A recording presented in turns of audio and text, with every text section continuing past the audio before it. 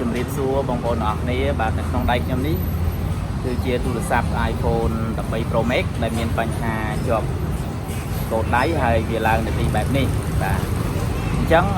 ថ្ងៃនេះខ្ញុំចង់ចែករំលែកបងប្អូនអំពីការឆែក iCloud ដោយយើងយក serial number មកឆែកណា serial របស់ទូរស័ព្ទនេះមកឆែកព្រោះយើងអត់អាចចូលឆែក IMEI បានទេដោយសារទូរស័ព្ទនេះវាជាប់កូនដៃបាទអញ្ចឹងយើងមុននឹងរាយគឺយើងត្រូវឆែកមើល iCloud សិនមុននឹងរាយណាអញ្ចឹងបងប្អូនទៅតាមដានទស្សនាទាំងអស់គ្នាថារបៀបឆែកយក serial ហ្នឹងយកមកឆែក iCloud វាមិនដើម្បីដឹងថាវាមាន iCloud ទេអត់អញ្ចឹងណាដើម្បីយើងធ្វើការរាយបាទអញ្ចឹងបងប្អូនទៅតាមដានទស្សនាទាំងអស់គ្នាបាទតើបងប្អូនយើងមកមើលលើកុំព្យូទ័រវិញតោះឥឡូវយើងយកទូរស័ព្ទមកដូចរាល់ដងអញ្ចឹងគឺយើងបិទទូរស័ព្ទឲ្យលុតមកបាទបន្ទាប់មកទៀតគឺយើងចុចប៊ូតុង power ឲ្យជាប់ហើយដោតឌុយចូលណាបាទអញ្ចឹងយើងរងចាំវាចេញប៉មអញ្ចឹងក៏ចេញទៅហើយយើងរងចាំវាបាទថតសិនបាទពេលដែលវាលោតរូបកុំព្យូទ័រដោតឌុយចេះបាទយើងកន្លែងដៃទៅហើយបើកកម្មវិធី Siri Tool មកកន្លែងដែលសំខាន់ណាដល់ឥឡូវទូរស័ព្ទយើងទុកម្លាយសិនបើក Siri Tool យើងចូលកន្លែង iDevice នេះបាទ iDevice នេះហើយបងប្អូនមើលត្រង់កន្លែងជាដាក់ serial number បាទ serial number នេះយើងចុចទៅវាប៉ែកមួយមកបាទយើង copy វាណាបន្ទាប់មកទៀតចំណុចសំខាន់បងប្អូនបើក Google Chrome បាទ Google Chrome ក៏បាន Google Chrome ក៏បានដែរអញ្ចឹងយើងបើកមកបាទយើងវាយពាក្យ S I បាទហើយ C K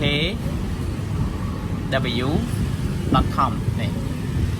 ដោយសារកុំព្យូទ័រខ្ញុំធ្លាប់ search ម្ដងគឺវា load នៅនឹងស្រេចណាបាទបន្តមកទៀតបងប្អូន enter មកបាទ enter មកគឺវាចូលបែបនេះបងណាបាទអញ្ចឹងបងប្អូនមិនបងប្អូនបាន copy បាន copy serial number ហើយបាទយើងគ្រាន់តែ select យកពាក្យfree iCloud on off នេះមកហើយយើងផាស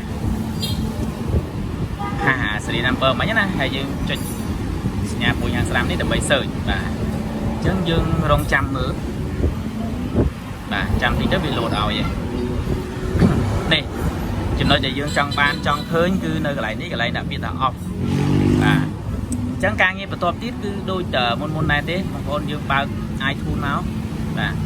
បើក iTunes មកហើយយើងនៅលើកុំព្យូទ័រគឺយើងចុចពាក្យ shift មួយហើយយើងចុចកន្លែង restore នេះមក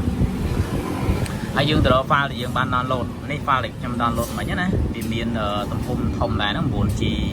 9G.38 អញ្ចឹងយើង select មកយើង restore វាបាទ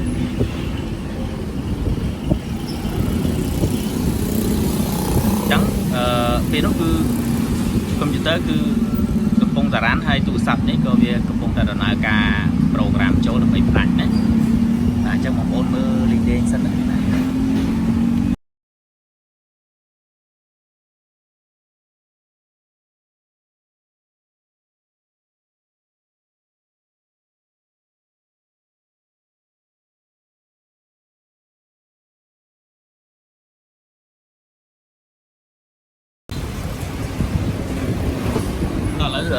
វារាយចប់ហើយអញ្ចឹងទូរស័ព្ទមើលខាងស្ដាំដៃនោះក៏វាស្តាតចេញប៉មទៅ logo បាទអញ្ចឹងសារនេះខ្ញុំធ្វើជំហានបន្ទាប់ឲ្យបងប្អូនមើលទាំងស្រុងតែម្ដងឥឡូវបងប្អូនមកបើក Siri Tool មើលតិចទៀតវា load ឲ្យយើង active បាទយើងមិនចាំបាច់ចូល active ញ៉ៃវាយើង active យកតែម្ដងងាយស្រួល easy អញ្ចឹងណាវីដេអូនេះបងប្អូនអត់ចេះធ្វើក៏អាចធ្វើខ្លួនឯងបានដែរព្រោះដោយសារខ្ញុំប្រាប់វីដេអូបាទតែប្រាប់អស់ហើយចូលមិនអីមិនversion ចុងក្រោយនេះគឺ version 26.2 ណា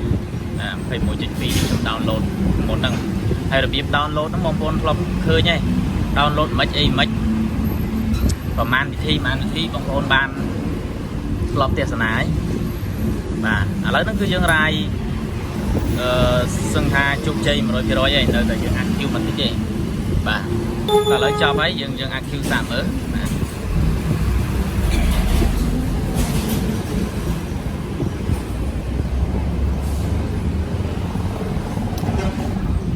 អូខេ active រួចហើយបាទអញ្ចឹងនៅលើទូរស័ព្ទនឹងគឺដើរចប់អូខេ 100%